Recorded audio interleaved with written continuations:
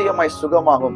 நீங்க பெரிய அளவுக்கு யோசிக்கிற, நீங்க பயப்படுகிற வியாதி இயேசு கிறிஸ்துவின் நாமத்திற்கு முன்பாக நடுங்கி கொண்டிருக்கிறது, பயந்து கொண்டிருக்கிறது, அச்சுறுத்தப்பட்டு கொண்டிருக்கிறதை மட்டும் மறவாதீர்கள்.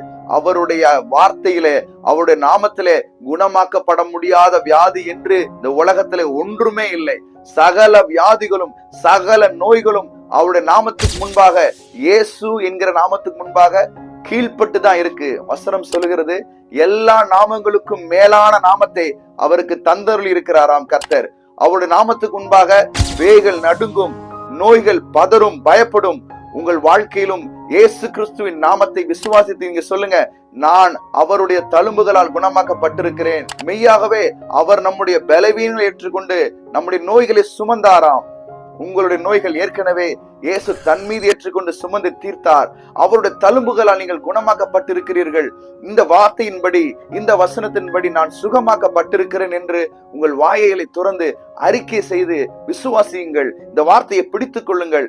என்னை சுகமாக்குகிற வைத்தியர் இந்த உலகத்தில் இல்ல, பரலோகத்தில் இருக்கிறார், எனக்குள் இருக்கிறார். அவருடைய தழும்புகளால் நான் சுகமாவேன், நான் சுகமாய் இருக்கிறேன் என்பதை திரும்ப திரும்ப சொல்லிக் கொண்டே இருங்கள்.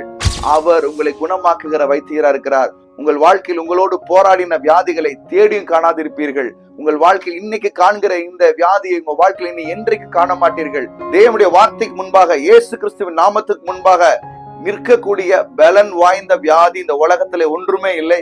நீங்கள் ஏற்கனவே சுகமாக்கப்பட்டிருக்கிறீர்கள். அவருடைய தழும்புகளால் நீங்கள் சுகமானீர்கள். இயேசு கிறிஸ்துவின் நாமத்தில் ஆமென்.